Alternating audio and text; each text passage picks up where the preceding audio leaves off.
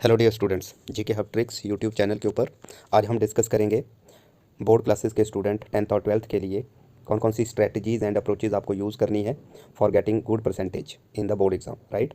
सो exam के time आपको कौन कौन सी चीज़ों का ध्यान रखना है, क्या चीज़ें नहीं करनी है और कौन सी अप्रोचेज आपको फॉलो करनी है, आइए एक एक करके डिस्कस करते हैं।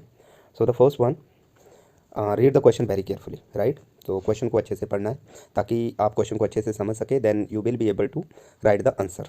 और इससे भी इंपॉर्टेंट है कि आपको जनरल इंस्ट्रक्शन को रीड करना है, that is very very important. Second is attempt all question. Dear student, advice है कोई भी क्वेश्चन आपने छोड़ना नहीं है, सारे क्वेश्चन अटेम्प्ट करने हैं, right. The next one, attempt all the question in a serial wise manner, very very important. सभी क्वेश्चन को आपने सीरियल वाइज मैनर अटेम्प्ट करना है। 1 to 36 जितने भी टोटल क्वेश्चंस हैं, सो सीरियल नंबर 1 2 3 4 सो ऑन, इस तरह से आपने सारे क्वेश्चन को सीरियल वाइज ही करना है। सीरियल वाइज का जो ऑर्डर है वो आपने तोड़ना नहीं है। इससे क्या होता है कि जो एग्जामिनर है वो little bit sometime little bit confuse, तो आपने उसको कन्फ्यूज़ नहीं करना है। जितना आप उसको ईजियर वे में पेपर अटेम्प्ट करके देंगे वो आपको उतने ही मार्क्स अवॉर्ड करेगा, right. The next one is the fourth point, all question should be readable and accurate. मतलब जो क्वेश्चन नंबर आप लिखेंगे बेटा वो प्रॉपरली रीडेबल हो, एक्यूरेट हो, सही हो। जैसे सपोज आपने क्वेश्चन नंबर 20 करना है, राइट, तो ये प्रॉपरली तरीके से सही होना चाहिए कि 20 नंबर जो क्वेश्चन है उसमें 20 का ही आंसर लिखा होना चाहिए और साथ में रीडेबल होना चाहिए, कि ऐसा ना हो कि 21 का ऐसे लग रहा है कि वो 20 का 29 भी दिख रहा है। सो ये कन्फ्यूज़न आपने क्रिएट नहीं करनी है, right. The next one is neat and clean approach. आपका जो आंसर शीट होगी उसको अच्छे से अटैम्प्ट करने हैं क्वेश्चन, वो भी किस अप्रोच के साथ, नीट एंड क्लीन, कोई ओवर कटिंग नहीं करनी है, राइट। और आपने अच्छे से प्रॉपर स्पेसिंग का भी ध्यान रखना है। यूज़ ब्लू पेन करना है, ब्लू पेन का ही यूज़ करना है अंडरलाइन करने के लिए भी और आंसर लिखने के लिए भी, राइट। उसके बाद है use flow chart and mind map. बच्चे 3 मार्क्स और 5 मार्क्स, 6 और 8 मार्क्स के क्वेश्चन में आपको फ्लो चार्ट भी बनाने हैं और माइंड मैप का भी यूज़ करना है। और फ्लो चार्ट जो हो वो हल्के से प्रॉपरली रीडेबल हो और छोटे छोटे फ्लो चार्ट बनाने हैं, ठीक है। Then next one is the proper spacing in between the question, very very important है। बच्चे कोई भी क्वेश्चन जब अटैम्प्ट करते हो उसके बाद आपको कम से कम 1 लाइन की स्पेसिंग या 2 लाइन की स्पेसिंग करनी है। आप सिंपल ये देख लो कि अगर एमसीक्यू का क्वेश्चन है या 1 मार्क्स का क्वेश्चन है तो 1 लाइन की स्पेसिंग रखनी है। अगर 2 या 3 मार्क्स का क्वेश्चन है तो 2 लाइन की स्पेसिंग, और 5 और 8 मार्क्स में भी 2 लाइन की स्पेसिंग आप देंगे, राइट। इससे क्या होगा कि जो आपकी अटेम्प्टेशन है वो अच्छी होगी और एग्जामिनर को भी पेपर चेक करने में ईजीनेस होगी। उसके बाद है 9th point, avoid cutting and spelling mistake. बच्चे स्पेलिंग एरर बिल्कुल नहीं करने हैं बोर्ड एग्जाम में, राइट। और कटिंग जो है, जो कई स्टूडेंट है बहुत ज़्यादा कटिंग करते हैं, तो उनको एडवाइस है बच्चे कम से कम कटिंग करनी है, राइट। सो 10th है, read the general instruction very carefully. जैसे ही आपको एग्जामिनेशन हॉल में क्वेश्चन पेपर मिले और उस टाइम पे आपको जो 20 या 10 मिनट जो रीडिंग टाइम होता है उसमें आपने एक ही काम करना है, that is read the general instruction very carefully.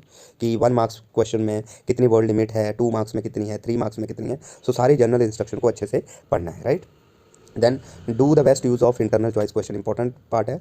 बच्चे आजकल सीबीएसई बोर्ड एग्जाम में 10th और 12th में इंटरनल चॉइसेस के क्वेश्चन आते हैं, 3 मार्क्स में भी आते हैं, 5 में भी हैं और 6 में भी हैं, राइट। सो आपको वो क्वेश्चन अटैम्प्ट करना है, यानी 2 क्वेश्चन दिए होंगे, राइट, और दूसरा और में दिया होगा, तो आपको इन दोनों में वो क्वेश्चन अटैम्प्ट करना है जो आपको सबसे ज़्यादा उस क्वेश्चन पर आपका फेथ हो, that I will get full marks, right. So उस तरह से आपने जो आपको अच्छे से आता है वो क्वेश्चन अटैम्प्ट करना है। उसके बाद attempt the answer according to the demand of the question. बच्चे कई बार क्या होता है, स्टूडेंट बहुत ज़्यादा लिख देते हैं। 3 मार्क्स का क्वेश्चन है तो 5 मार्क्स के क्वेश्चन की तरह अटैम्प्ट करते हैं, या 5 का है तो 8 की तरह, या 1 मार्क्स का क्वेश्चन है तो 2 या 3 मार्क्स जितना लिख देते हैं। तो आपने सबसे पहले क्वेश्चन की वेटेज को देखना है, 1 मार्क्स का है, 3 का है, 5 का है, फिर उसके अकॉर्डिंग ही आपको आंसर जो है वो अटैम्प्ट करना है, राइट। अगर 1 मार्क्स का है तो कम से कम आपको उसका मीनिंग या 2 लाइंस में उसके आंसर को कंप्लीट करना है। अगर 2 मार्क्स का क्वेश्चन है तो 2 इंपॉर्टेंट पॉइंट्स, 3 का है तो 3 पॉइंट्स और 5 का है तो 5, राइट। इस तरह से आपको क्वेश्चन को अटैम्प्ट करना है। Underline the important points and line, very very important. बच्चे कोशिश करना कि आपके बोर्ड एग्जाम का जो पेपर है वो कम से कम 15 मिनट या 15 टू